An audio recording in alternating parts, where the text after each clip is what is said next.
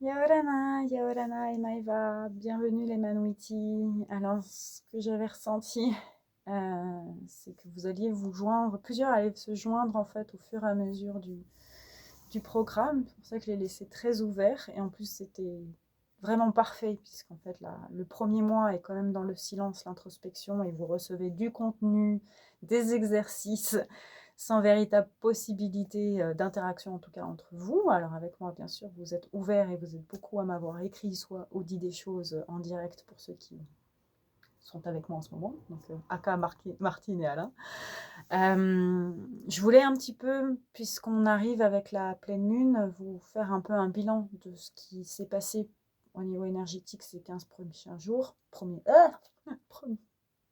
Précédents, bon, prochains jours aussi. Et c'est sûr que l'intention la plus importante, c'est les prochains jours. Là, d'un niveau, en tout cas, collectif et individuel, dans ce que je ressens du programme, c'est qu'il y a une découverte. Il y a des libérations qui se sont faites pour certains d'entre vous. Certains n'ont pas forcément le temps de le faire et ont une frustration, donc c'est normal. Voilà, il n'y a pas de, vous pouvez le prendre à votre rythme. Les seuls moments finalement qu'on va avoir en échange, ça va être souvent au moment des nouvelles lunes. Et c'est pas, on n'est pas là pour se juger les uns l'autre. Et si vous avez écouté ou vous en êtes qu'au début, par exemple, de l'initiation, bah, je suppose que certains l'ont vu, par l'entrée dans le corps, donc l'entrée par l'eau, par le feu, par la terre et par l'air. C'est voilà, chacun son rythme, puisque je vous rappelle qu'un Manoïti peut commencer son programme jusqu'à la dernière lune du mois de septembre. Voilà, c'est ça la deadline, entre guillemets, parce que c'est un enjeu de lunaison et de reliance surtout aux Pléiades qui sont plus disponibles parce qu'elles ne sont pas dans le ciel, en tout cas polynésien, et elles sont donc plus disponibles puisque pendant qu'elles brillent, elles se mettent à disposition de la Terre. Là, elles sont plus disponibles parce qu'elles se mettent à disposition de l'univers. Et nous sommes connectés, bien sûr, directement à l'univers par notre énergie. Donc chacun y va à son rythme. Ce qui est important, donc pour un peu expliquer maintenant ce que vous avez vécu. On commence par le silence. Ça, c'est très important et je sais que ça peut surprendre. En tout cas, voilà, vous l'avez a priori tous bien accueilli et bien servi, bien utilisé, bien voilà, intégré, j'aurais envie de dire. Moi, l'anecdote, je l'ai déjà dit, mais donc désolée si je répète parce qu'elle me vient, c'est effectivement de dire, quand j'ai commencé, j'avais très peu de discussions avec le guide, enfin le maître qui m'a aidé, qui m'a accompagné, qui m'a formé, qui m'a élevé, soyons clairs. Et c'était beaucoup par désordre. On parlait pas, je parlais pas. Si je parlais, de toute façon, on me répondait pas. Enfin, il me répondait pas. C'est très important de dire qu'en fait, on nous met face à nous-mêmes et face à notre décision. Parce que c'est dans le silence que la décision, elle se confirme. C'est dans le silence que la décision, elle se vit.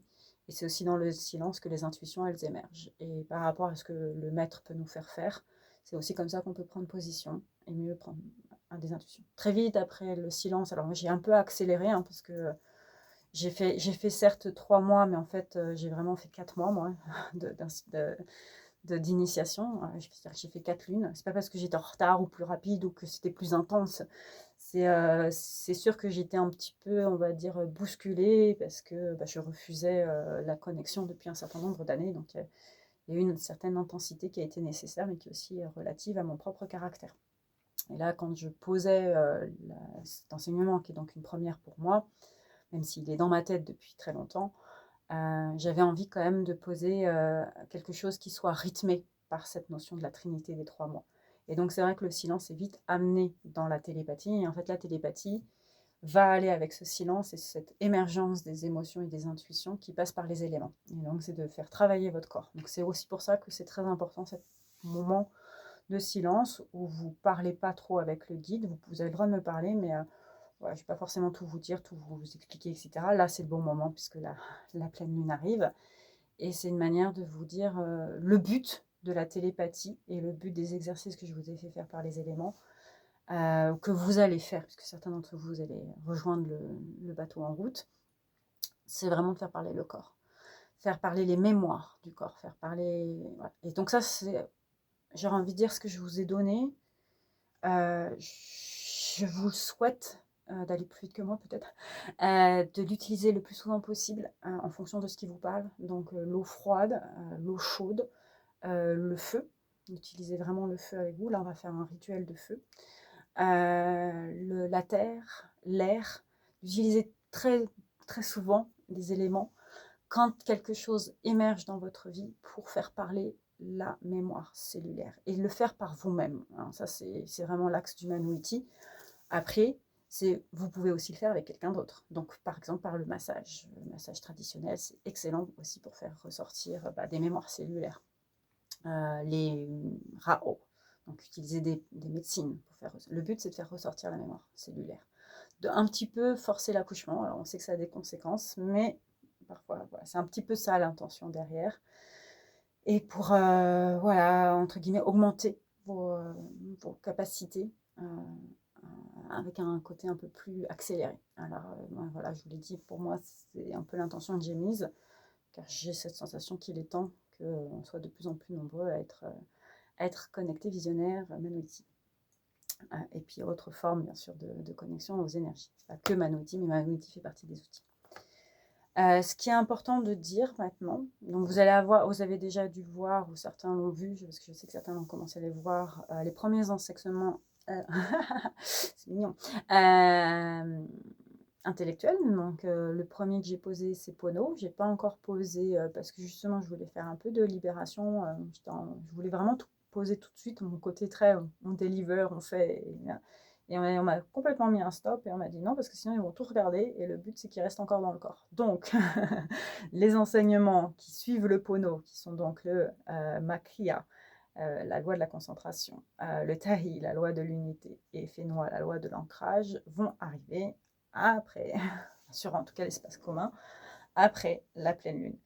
Et voilà. Et vous aurez aussi, ça je peux le dire, j'ai le droit, l'approche, puisque mon objectif c'est de faire aussi une synthèse qui ne soit pas que tahitienne, peut-être aussi dans 7-7 quand je dis ça, donc merci, dans le don, le partage et le contre-don de ce que j'ai reçu en tant que Céline.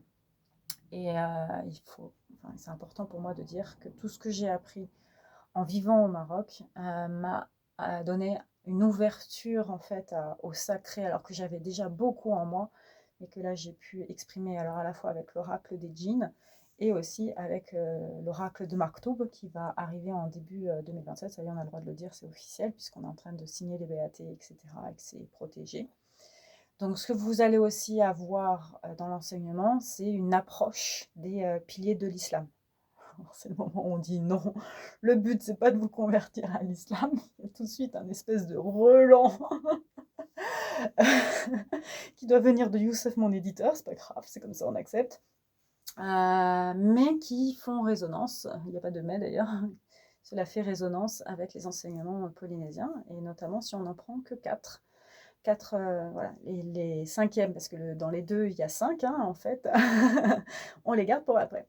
Et donc, on va pouvoir parler de qu'est-ce que c'est la foi. Donc, sous l'angle du pilier musulman, c'est Shahada. Et donc, c'est faire sa profession de foi. Et ça va faire une complétude avec Makia. On va pouvoir parler de Zakat, donc le fait de donner, de la générosité. Et donc, de ce que Zakat enseigne, le contre-don, et donc permet l'ancrage, Fénois. On va parler, ça je sais que ça va plaire à certains, et à certaines du jeûne et du fait de la mesure et de l'éthique. Et donc ça, c'est le ramadan qui l'enseigne, et c'est la modération. Et donc ça fait miroir avec le pono. Et on va parler de la prière, qui est la répétition. Et donc ça, c'est miroir avec makia, la concentration, le focus, etc. Vont arriver donc après ça, cet enseignement, les étapes importantes qui en fait vous se traduisent dès la pleine lune. Donc ça, vous allez les écouter au fur et à mesure des exercices. En fait, vous allez être mis dans le bain, parce que le but, c'est bien sûr de vous mettre dans le bain du corps. Mon objectif, c'est je vous nourris votre esprit, mais c'est le corps que je veux faire parler. Plus je fais bosser votre corps, mieux c'est pour moi. Donc finalement, quand vous allez avoir accès à ces esprits, à ces podcasts, vous pouvez les écouter quand vous voulez. Par contre, il va y avoir 2 exercices très forts qui vont être dans le corps à partir du 31 jusqu'à la nouvelle lune du mois de juin, qui est donc le 14-15. Et ça, c'est important de se dire, premier élément, premier axe pour vous faire rentrer dans le corps, c'est justement le jeûne et les éléments. Donc on retrouve encore cette notion de qu'est-ce que c'est le jeûne, qu'est-ce que c'est la modération, qu'est-ce que c'est le sacrifice, etc. Et la nourriture, ce qui me permet de voyager. Et ça, chez les musulmans, c'est le Hajj, hein, le fait d'aller à la Mecque faire un pèlerinage. Chez les Polynésiens, c'est le Va'a. On va donc avoir vous allez avoir cette nourriture des enseignements là, qui vont être mis à disposition au fur et à mesure, donc entre le 31 et le 15. Mais vous allez avoir donc des exercices qui vont vous amener à aller dans le corps et dans le voyage. Donc, ça va vous faire travailler sur la transe, sur les intuitions, les perceptions. Voilà, donc, il y a 2 éléments pour pouvoir faire ça en sécurité, dans le pono et justement dans la protection énergétique, dans la bienveillance énergétique qui est essentielle pour votre pratique d'énergie. Voilà. Je suis très très contente que vous ayez eu Pono un peu en avance, mais pour moi ça me paraît tellement important de parler d'éthique dès qu'on commence à parler d'enseignement énergétique.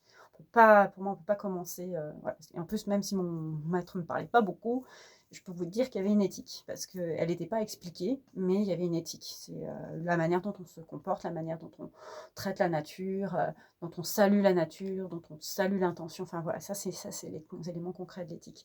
Donc ça vient très vite dans l'initiation, et ensuite ce qui vient donc très vite, et surtout maintenant qu'on rentre dans la décroissance, donc la lune descendante, c'est la protection énergétique, hyper important, et la connexion au destin, deuxième important, donc ce que j'ai appelé la connexion au nord. Donc on va faire, je vais en fait faire je vais les séparer. Voilà. Je le fais en live, hein, parce que donc ça c'est un élément d'introduction qui vous permet de l'update de ce que vous vivez en ce moment dans le programme. Et maintenant, vous allez avoir donc 2 exercices importants qui vont être mis à disposition pour vous permettre de rentrer dans cette phase d'initiation par le corps, pour vous faire voilà, acte de modération, acte de entre guillemets sacrifice, de mise à disposition de ces énergies, donc ce qu'on appelle le jeûne, le tahara, le ramadan, et la nourriture intellectuelle qui est le voyage initiatique. Mais pour pouvoir faire ça, bien sûr, on a les piliers, vous allez avoir l'enseignement, mais d'une certaine manière, si vous n'écoutez pas tous, ça me va très bien. Par contre, 2 outils très importants pour orienter, calibrer votre corps, la protection énergétique, la connexion au nord. Allez, on y va!